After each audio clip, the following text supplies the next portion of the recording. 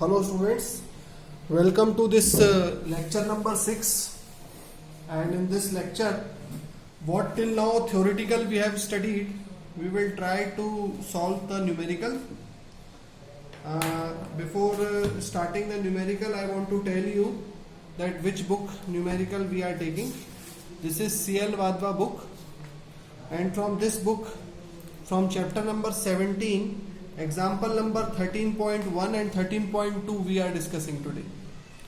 So example from the book 13.1, what this example is saying, the line to ground voltage on the high voltage side of a step up transformer are 100 kilovolts, 33 kilovolts and 38 kilovolts on phase A, B and C.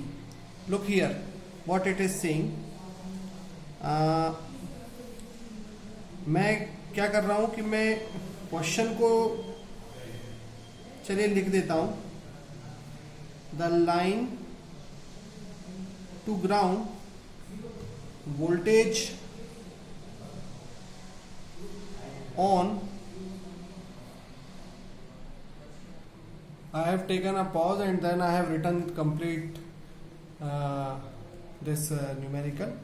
See, the line to ground voltage on high voltage side of step up transformer are 100 kilovolts, 33 kilovolts and 38 kilovolts on phase A, B and C. तो इसका मतलब ये हुआ students, मैं यहाँ generator बाद में बनाता हूँ. इसका क्वेश्चन का मीनिंग, ये सिर्फ क्वेश्चन है, इसका मीनिंग मैं खुद ही समझाता हूँ आपको कि हमारा ये एक लाइन है, ये एक लाइन है, ये एक थ्री फेज लाइन है और थ्री फेज लाइन है, और हमारा एक फेज जनरेटर. एक्चुअली मैं जनरेटर कभी ऐसे बनाता नहीं हूँ. ये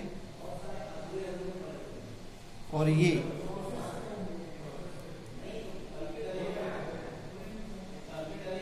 एक्चुअली ये जनरेटर नहीं है, मैं बता रहा हूं कि तीन फेज. एक्चुअली जनरेटर के अंदर रोटर घूम रहा होगा तो वाइंडिंग से, तो हर वाइंडिंग से एक फेज करंट निकल रहा है. तो इसी तरह हम कह सकते हैं ना कि यहां से एक वोल्टेज डेवलप हुआ 0 डिग्री पर. तो ये 0 डिग्री लाइन मैं यहां ले लेता हूं, दिस इज 0 डिग्री. फिर एक और वोल्टेज यहां से निकला और एक करंट और एक यहां से निकला, और बीच में ट्रांसफॉर्मर है, और फाइनली ये इस तरह से हमारे ट्रांसमिशन लाइंस में करंट्स जा रहे होंगे. तो ये क्या बोल रहा है कि 100 किलोवोल्ट है, 33 है और 38 है, ठीक है ना. तो ये मान लेते हैं 100 है, फिर एक बी फेज का 33 है और एक और सी फेज का है, वो कितना है, 38 है. ये आप समझ गए. और साथ में मतलब मैं कह सकता हूं कि जो VA है, VA वोल्टेज है, VB वोल्टेज है और VC वोल्टेज है. एक है 100, एक है 33 और एक है 38.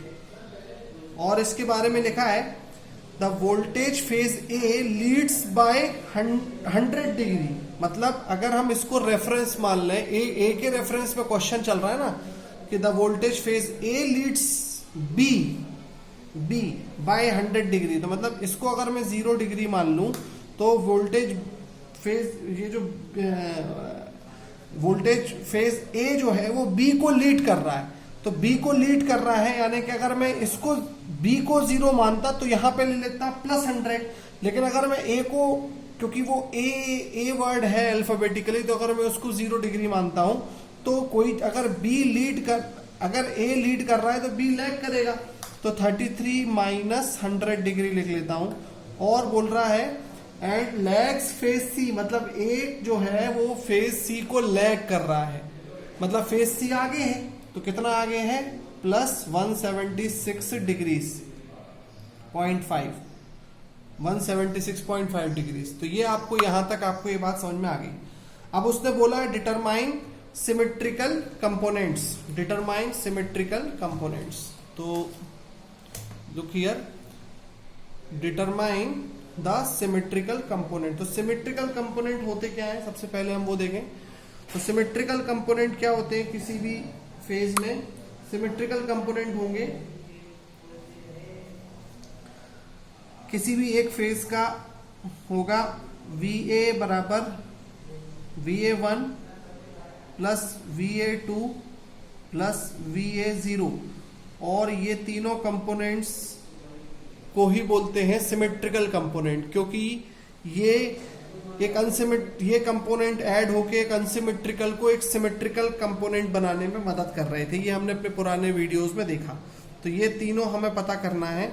तो कैसे, ये हैं हमारे सिमेट्रिकल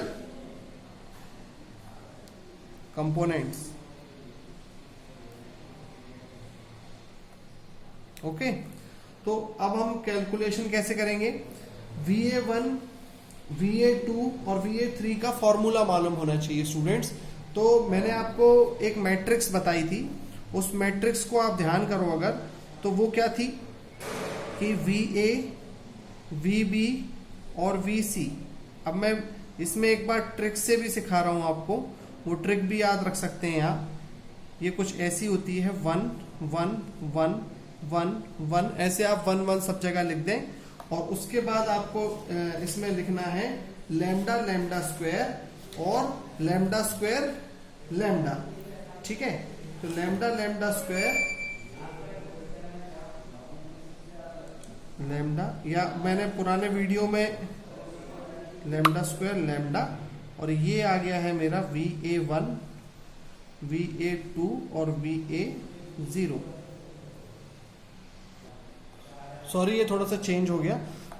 VA VB VC और VA0 VA1 VA2 और lambda square lambda lambda lambda square. और लैम्डा क्या होता है स्टूडेंट्स, लैम्डा होता है मेरा 1 एंगल प्लस 120 डिग्रीज, और लैम्डा स्क्वायर है मेरा 1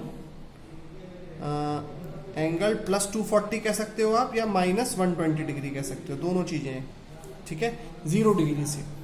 और ये इसमें इसको ध्यान रखो कि जब भी हमें VA VB VC पता करना है और कंपोनेंट गिवन है, तो हम ये फॉर्मूला लगाते हैं। और अगर हमें ये पता करना है और ये गिवन है VA VB VC, जैसा कि इस क्वेश्चन में आप ध्यान दो, आपको VA VB VC गिवन है, तो आपको फॉर्मूला का इसका इनवर्स करना है इस मैट्रिक्स का। तो VA0 VA1 और VA2 अगर मेरे को पता करना है, तो आप सिंपल लॉजिक ध्यान रखें, थोड़ी सी जगह यहां चाहिए।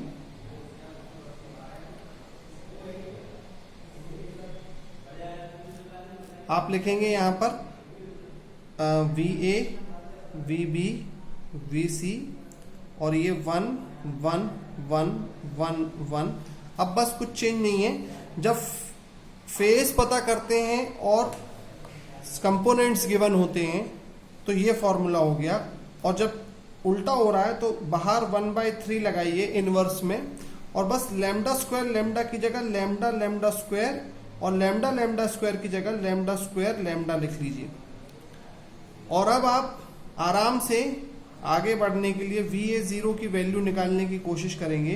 तो VA0 will be equal to, आप मैट्रिक्स में मल्टीप्लाई करें VA plus VB plus VC, तो VA plus VB plus VC divided by into 1/3।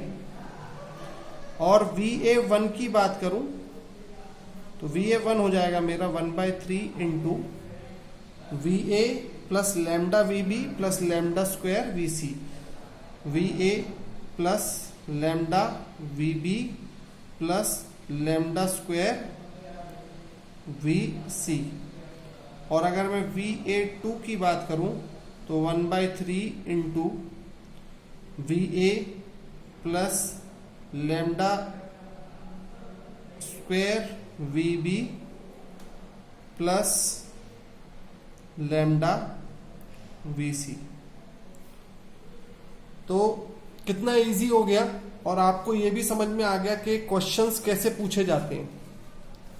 तो अगर यहां तक आप नोट कर लीजिए, ये आप समझ गए होंगे अब कुछ नहीं करना है, बस वैल्यूज पुट करनी है and you have to make आपका आंसर निकाल लेना है। तो कैसे निकलेगा, एक VA0 निकाल के मैं बता रहा हूं, या VA1 भी बता देता हूं, इसको अभी मैं रब कर रहा हूं।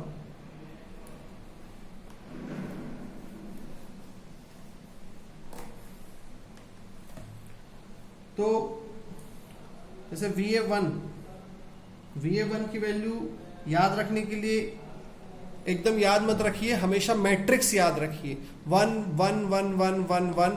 अब VA VB VC में क्या होता था, 1/3 नहीं रहता था, तो 1 1 1 1 1 और फिर lambda square lambda lambda lambda square, और इसमें पलट जाएगा लैम्डा लैम्डा स्क्वायर और लैम्डा स्क्वायर लैम्डा।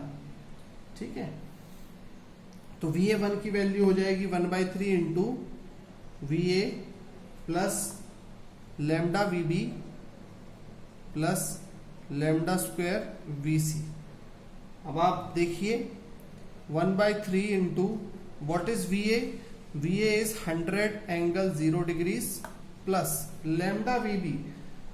लैम्डा का मतलब क्या होता है, मैंने आपको बताया 1 angle plus 120 degrees into VB कितना गिवन है, 33 angle minus 100 degrees plus lambda square का क्या मतलब हो गया, 1 एंगल माइनस 120, तो 1 angle minus 120 degrees into VC का कितना हो गया, 38 एंगल प्लस 176.5 डिग्रीज।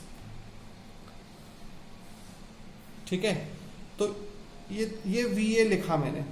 अब इक्वल टू करके 1/3 100 angle 0 plus 33 into 1 33 plus 120 minus 100 हो जाएगा प्लस 20 डिग्रीज।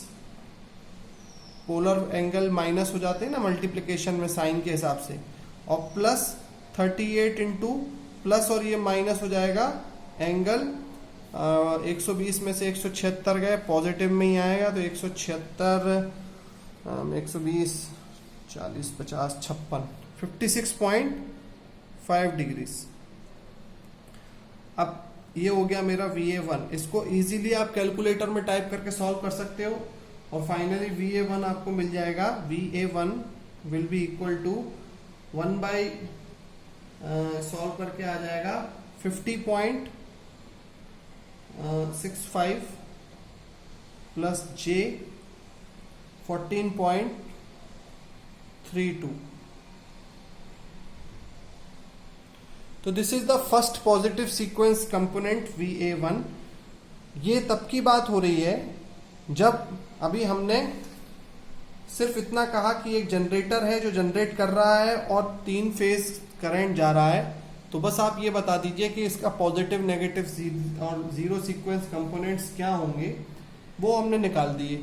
अभी बात तो हुई नहीं है कि एसिमेट्रिकल फॉल्ट आ गया, लाइन टू लाइन टच हो गई, लाइन टू ग्राउंड टच हो गया, या लाइन टू लाइन टच हो गई, ये सारी तो अभी बात ही नहीं हुई है। ये अब इसको समझने के लिए कि एक जनरेटर के अंदर सिर्फ कोई एक फेज के करंट, अब हम कोई एग्जांपल लेके चलेंगे कि कोई एक फेज ऑफ करंट शॉर्ट हुआ है या बी हुआ है, तो वो अब आगे आएगा। अभी आप अपने लिए एक प्रॉब्लम ट्राई करेंगे। मैं एक प्रॉब्लम आपको और दे रहा हूं, ये आप नोट कर लीजिए यहां पर। तो क्लियर अंडरस्टैंडिंग डेवलप हो गई होगी कि कैसे फेज गिवन होगा, और ये सब नया है आपके लिए, और ये नई चीजें इसलिए आ रही हैं क्योंकि फॉल्ट्स जो होती हैं वो 2 पार्ट्स में है, एसिमेट्रिकल और सिमेट्रिकल। और एसिमेट्रिकल को सिमेट्रिकल बनाने के लिए फोर्टेस्क्यू थ्योरम ने हमें ये गाइड किया कि आप किसी भी फेज को 3 कंपोनेंट में अगर डिवाइड करके वेक्टर एनालिसिस करेंगे तो आप उसको किसी भी अनसिमेट्रिकल नेचर को सिमेट्रिकल नेचर में कन्वर्ट कर सकते हैं।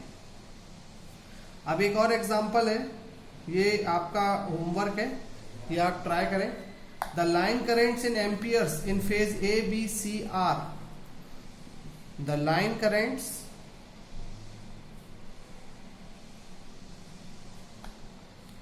in amperes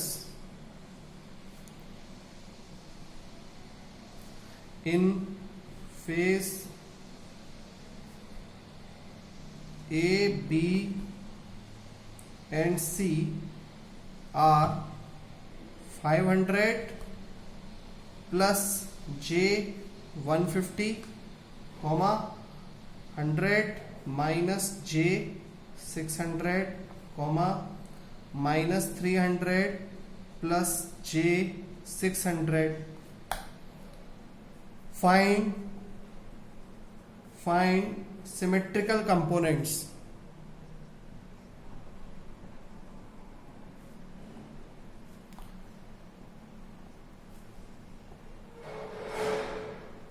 अब सिमेट्रिकल कंपोनेंट्स क्या होंगे? सिमेट्रिकल कंपोनेंट्स होंगे positive, negative and zero. Positive में हो जाएगा IA1, नेगेटिव में हो जाएगा IA2 और जीरो हो जाएगा I0। और कोई भी प्रॉब्लम स्विच गियर प्रोटेक्शन की फॉल्ट में अगर आपको अच्छे से याद रखना है तो कैसे याद रखना है? सिर्फ एक मैट्रिक्स याद रखिए अभी, और वो है IA, IB और IC को एक तरफ लिखा, इक्वल टू बनाया, IA0, IA1 और IA2 को एक तरफ लिखा, 1 1 और 1 लिखा और 1 1। अब ध्यान क्या रखना है, जब IA के लिए लिख रहे हैं तो बस कुछ नहीं, पहले लैम्डा स्क्वायर, फिर लैम्डा और फिर लैम्डा, फिर लैम्डा स्क्वायर, खत्म। और जब इसके लिए लिखेंगे तो ये दोनों यहां चेंज होंगे, ये दोनों यहां चेंज हो जाएंगे और बाहर आ जाएगा 1/3। तो ये पूछा है, ये गिवन है। ये क्या गिवन है? अब की बार आपको ये चीजें जो IA, IB, IC गिवन जो है वो रेक्टेंगुलर फॉर्म में गिवन है। देखो ये चीज अब आपको एंगल के फॉर्म में गिवन नहीं है, लेग और लीड। तो यहाँ आपके लिए, तो आप 7 सेमेस्टर के स्टूडेंट्स हो तो ये चीजें आपके लिए कंप्लीट करना कोई इतनी बड़ी चीज नहीं है। आप आराम से rectangular to polar form convert कर सकते हैं। Okay students, so these were the two numericals, this was the process. And हमें अब अपने आगे बढ़ना है और अब हमें आगे ये पढ़ाई करनी है कि सीक्वेंस नेटवर्क इक्वेशंस क्या होती हैं और जब फॉल्ट आएगा तब हम उस फॉल्ट को डील कैसे करेंगे। कहने का मतलब ये है कि अभी फिलहाल जब कोई फॉल्ट नहीं आया है तो आप IA, IB, IC ये आपको गिवन है मान लो, या इसके पिछले क्वेश्चन में VA, VB और VC गिवन था जब, तो आपका टास्क था ये आपका फाइंड आउट करने का टास्क हो जाता था। ऑलराइट, अब अगर ये गिवन होगा तो आप ये भी पता कर सकते हैं, ये भी आपको बात समझ में आ गई। लेकिन अब मैंने आपको अपने पिछले वीडियोस में बताया था कि अगर पॉजिटिव, नेगेटिव और जीरो सीक्वेंस करंट है तो पॉजिटिव, नेगेटिव और जीरो सीक्वेंस इंपीडेंस भी होगा। तो ये इनका बिहेवियर क्या होगा, ये आगे आने वाले, और ये कब एग्जिस्ट करेंगे ये आगे आने वाले मेरे वीडियो में क्लियर होगा।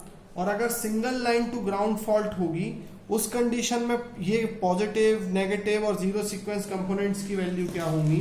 Single line